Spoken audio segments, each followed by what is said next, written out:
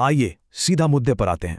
आज के इस तज्जिये में हम एक ऐसी मार्केट का जायजा ले रहे हैं जिसने इतनी ज्यादा मैक्रो इकोनॉमिक हलचल के बावजूद हैरानकुन तौर पर एक रिजिलियंट बुल यानी मजबूत तेजी का रुझान दिखाया है। आखिर ये आलमी सतह की बड़ी तब्दीलियां मखसूस स्टॉक्स में मौके कैसे पैदा कर रही हैं? चलिए इस सब का गहराई से जायजा लेते हैं। आज का ढांचा बिल्कुल सिंपल है। हम मैक्रो से माइक्रो अप्रोच इस्तेमाल करेंगे, यानी शुरुआत आलमी तनाव और बड़े मुआशी हालात से होगी और वहां से फिल्टर करते करते हम मार्केट के टॉप मखसूस स्टॉक्स तक पहुंचेंगे। पहला हिस्सा ग्लोबल टेंशन्स और मार्केट बुल्स। हफ्ते के शुरू में ही आलमी सतह पर होने वाले वाकयात ने मार्केट में बड़ी हलचल मचा दी थी, खुसूसन अबू धाबी पर ड्रोन हमलों की अचानक खबर ने, जिससे इब्तिदाई तौर पर काफी बेरिश जज्बात सामने आए। लेकिन फिर यहां एक मुकम्मल जियोपॉलिटिकल चेन रिएक्शन देखने को मिला। ड्रोन हमलों के फौरन बाद ही यूएस की तरफ से जवाबी कार्रवाई को मुलतवी करने का फैसला सामने आया। इस एक कदम से अमेरिका और ईरान के दरमियान तनाव में फौरी कमी आई और स्ट्रेट ऑफ हॉर्मुज़ से बहरी जहाज़ों की आमद और रफ्त के खदशात भी कम हो गए। नतीजा, आलमी सतह पर तेल की कीमतों में तेज़ी से कमी आई और इस चीज़ ने स्टॉक मार्केट के मूड को बिल्कुल बदलकर एक ज़बरदस्त रैली की तरफ ढकेल दिया।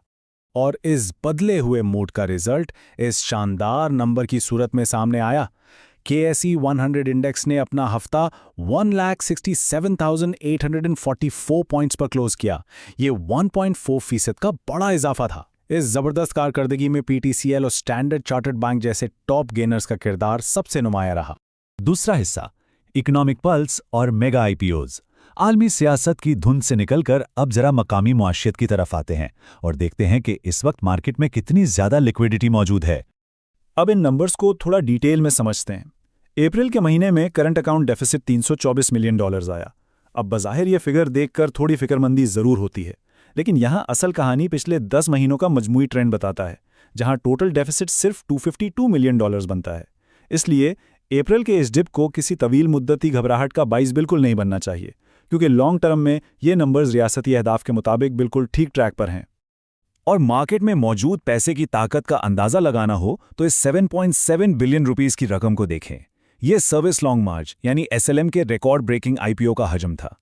जरा सोचिए, 1.95 रुपीस की स्ट्राइक प्राइस पर इस IPO को 11 गुना, जी हां 11 टाइम्स ज्यादा ओवर सब्सक्राइब किया गया। ये इस बात का वाज़े सबूत है कि सरमायाकारों के पास मार्केट में लगाने के लिए पैसा भरा पड़ा है, बस उन्हें अच्छी अपॉर्चुनिटीज चाहिए। तीसरा हिस्सा टफ बजट्स और IMF डिमांड्स। अब हमें इंतहाई वाज़े और गैर जानिबदाराना तौर पर आने वाले मालियाती साल 2027 के बजट की सख्त माली हकीकतों का जायजा लेना होगा।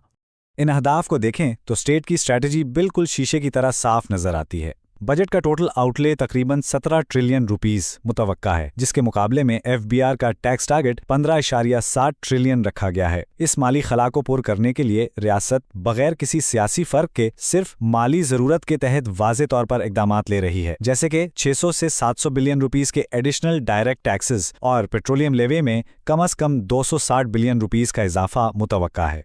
और ये बेहतरीन तरीके से वाज़े करता है कि आखिर IMF के वो कौन से बेंचमार्क्स हैं जो अभी तक पूरे नहीं हुए। ज़राअत में इनकम टैक्स की इन्फोर्समेंट और टैक्स एमनेस्टीज का मुकम्मल खात्मा मांगा जा रहा है। फर्टिलाइज़र पर 5% फेड लगने से पैदावारी लागत लाजमी बढ़ाएगी, लेकिन सबसे अहम इम्पैक्ट गैस कैप्टिव प्लांट्स को फेज आउट करने का है।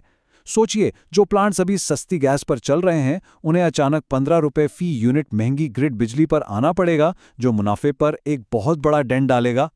महंगाई की सूरत हाल को देखते हुए जहां मई की इन्फ्लेशन 10% से ऊपर जाने मुतवक्के है, मार्केट ने पहले ही अपना जहन बना लिया है। सेकेंडरी मार्केट्स और T-बिल ऑक्शंस ऑलरेडी 15 जून की आने वाली पॉलिसी में 50 से 100 बेसिस पॉइंट्स के इंटरेस्ट रेट हाइक को प्राइस इन कर चुकी हैं। चौथा हिस्सा मार्केट टेक्निकल्स और करेंसी। अब इस फनल में मजीद नीचे उतरते हैं और मार्केट चार्ट लेवल्स और करेंसी स्टेबिलिटी की टेक्निकल बारीकियों को देखते हैं। यहाँ एक ऐसा दिलचस्प सवाल पैदा होता है जिस पर इस वक्त हर तरफ बहस चल रही है। क्या वाकई पाकिस्तानी रुपए की कीमत इस वक्त ओवरवैल्यूड है? खुसूसन जब हम मौजूदा रियल इफेक्टिव एक्सचेंज रेट यानी REER के लेवल्स का जायजा लेते हैं तो इस पर गौर करना लाजमी हो जाता है। लेकिन ये एदादो शुमार इस घबराहट को मुकम्मल तौर पर ख़त्म कर देते हैं। स्टेट बैंक ने अपना $17 बिलियन का रिजर्व टारगेट सक्सेसफुली पूरा कर लिया है। बैरूनी कर्जे आसानी से रोल ओवर हो गए हैं। IMF की ट्रांचेस स्मूथ तरीके से आ रही हैं और हाल ही में पैंडा बॉन्ड का इजरा भी कामयाब रहा। इन सब चीज़ों का सीधा मतलब यह है कि बैरूनी खदशात मैनेजेबल हैं। इस वजह से करेंसी में किसी बड़ी तबाही के बजाय सिर्फ मामूली सी 2 से 2.5% की डेप्रिसिएशन ही एक्सपेक्टेड है।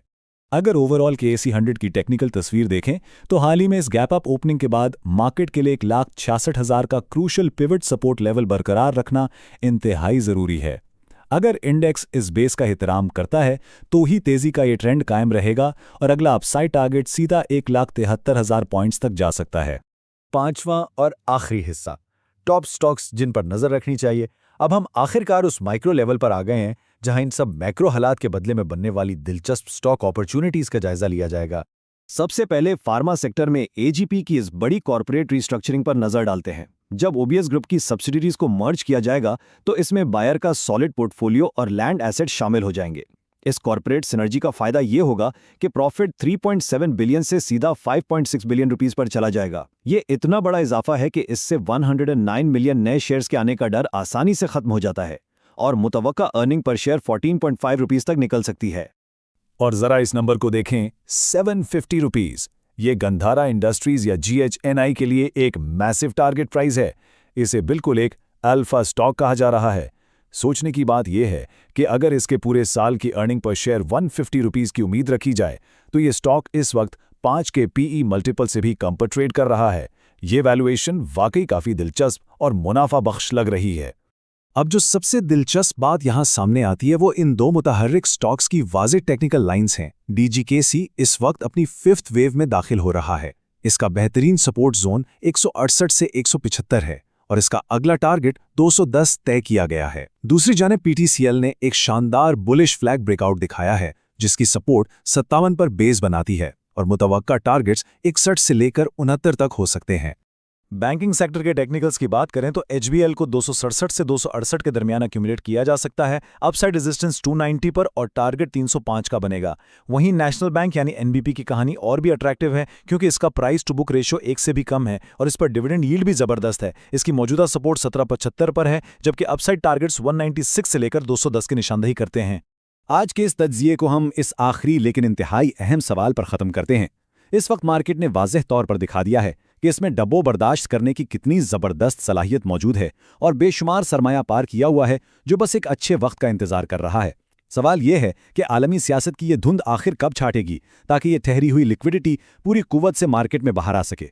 अगले कैटलिस्ट पर नज़र रखना इंतहाई ज़रूरी है। इस इल्मी सफ़र में साथ रहने का शुक्रिया।